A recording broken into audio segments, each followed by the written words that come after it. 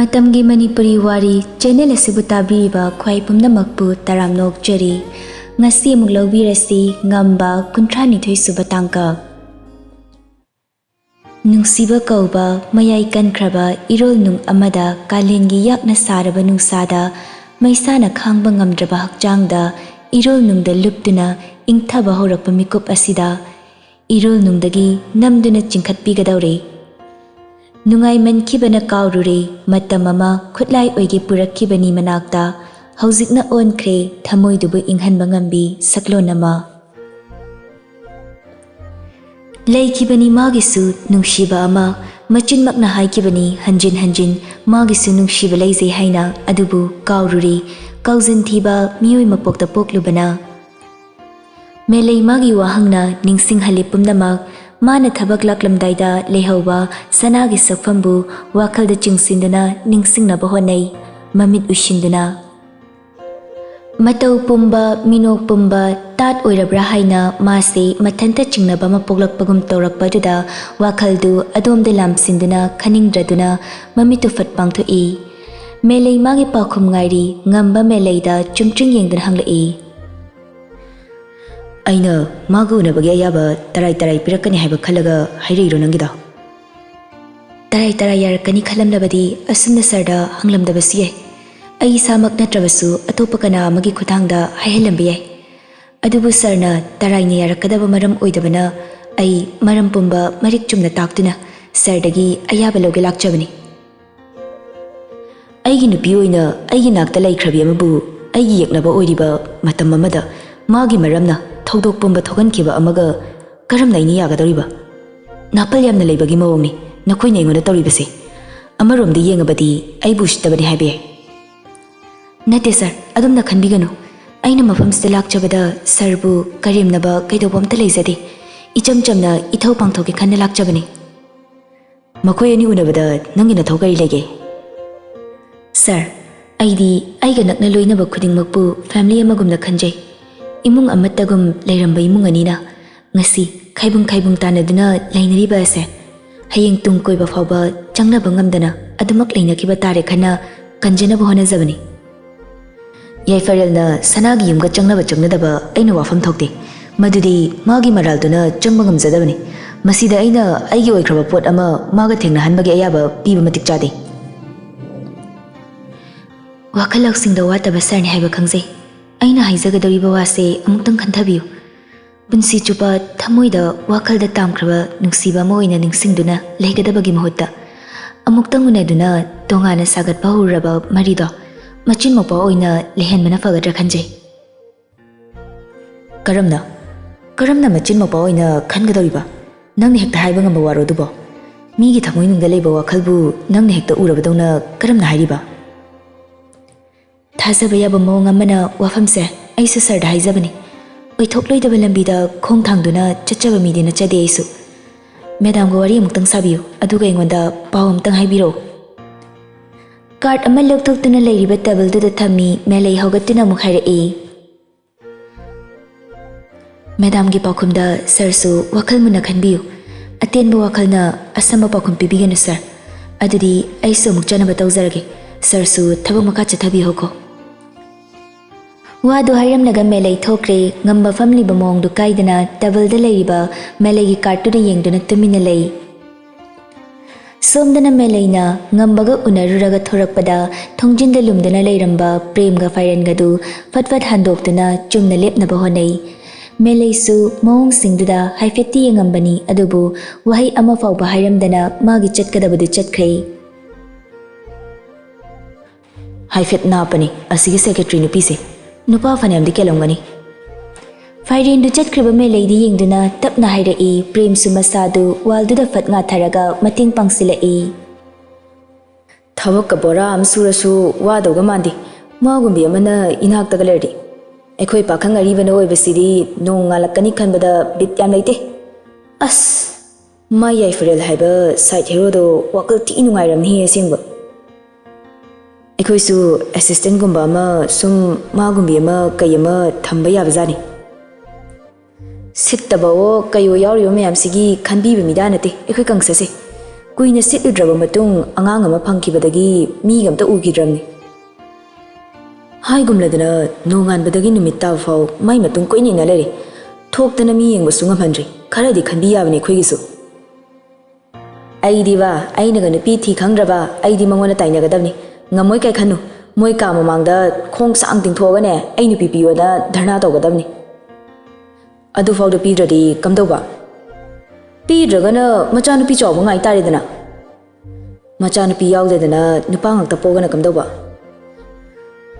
pok tabga yaroi pok trifau sangadoribni hanu saladi hanu rasulawni walore Maraidi pura maini bo khara tawde ya ponte khara da nate yam thi tawre thina ga tawba ya binate nana gattane tawkhari se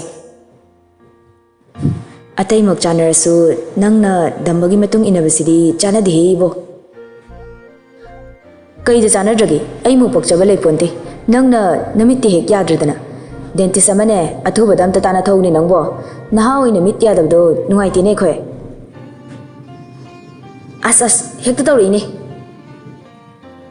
phagi nate saktuna ga khara fajaba odi faba adusu nate muraga hek wawadana aduda mit kaungi asindradi yenghairaro heibo nusibe hebni ko inagumna khalini khoidi phairendu khudom biga thindana haira e saksiga yamna fajaba ga sardana tira kakching hek maludana English matik ama lolake nang taw ko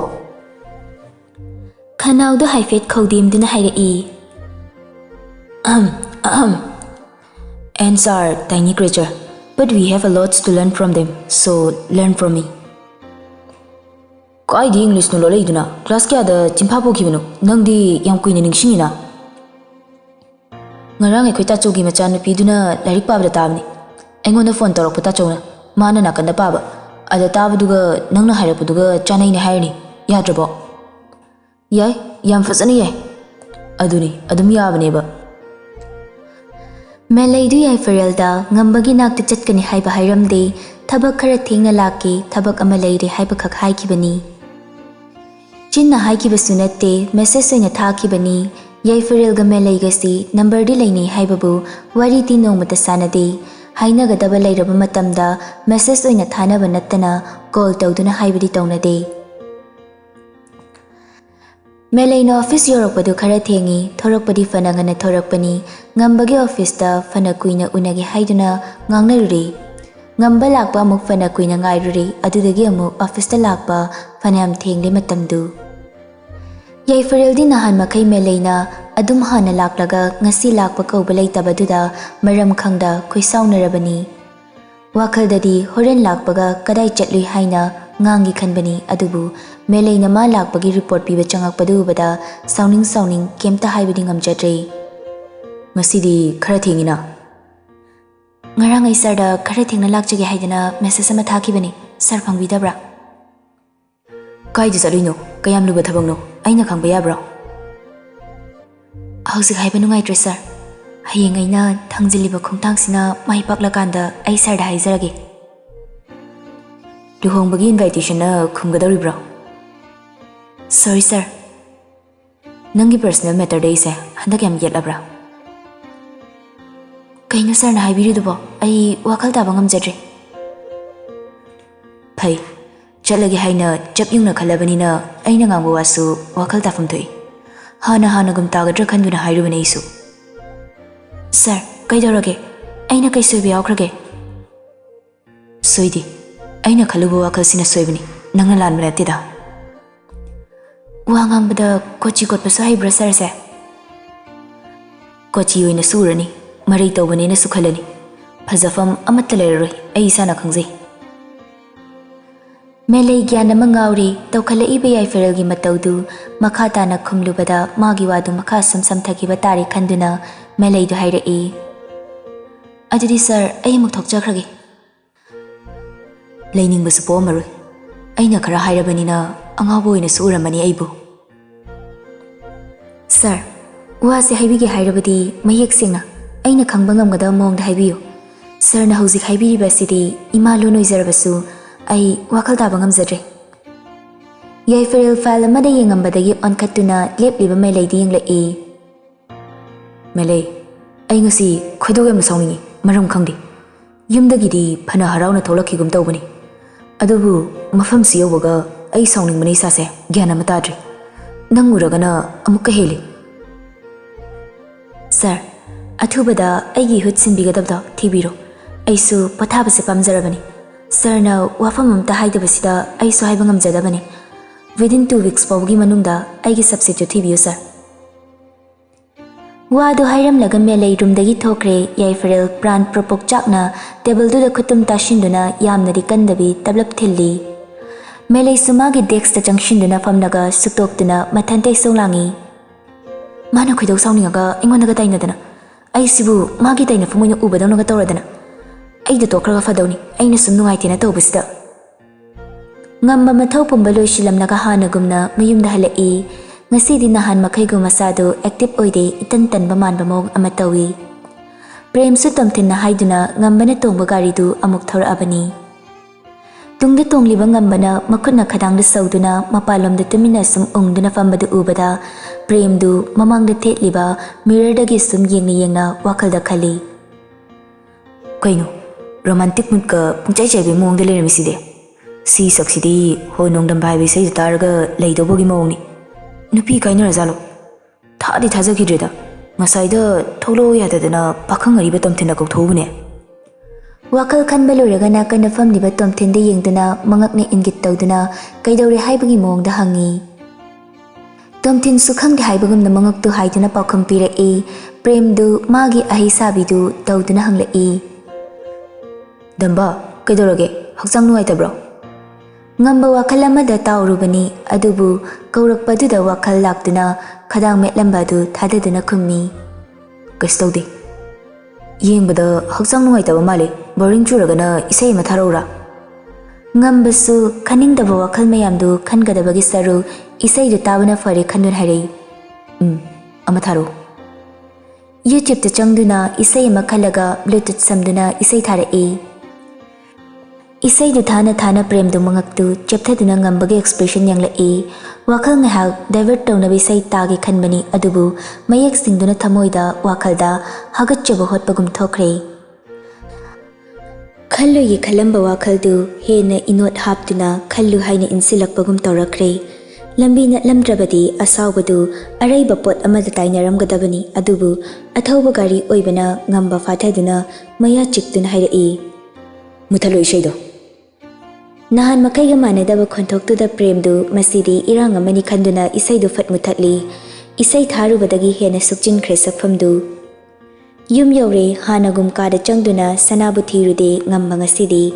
Yum da changbagi mahut ngahak wathanaba haiduna thamliba laikol machadu changaktuna lei. Numitha silakpagi ing lauba nungsitna hakchangda yaibadu wakaldu khara inglabui ningi. Ingi haiduna su khanganu haibidi yade.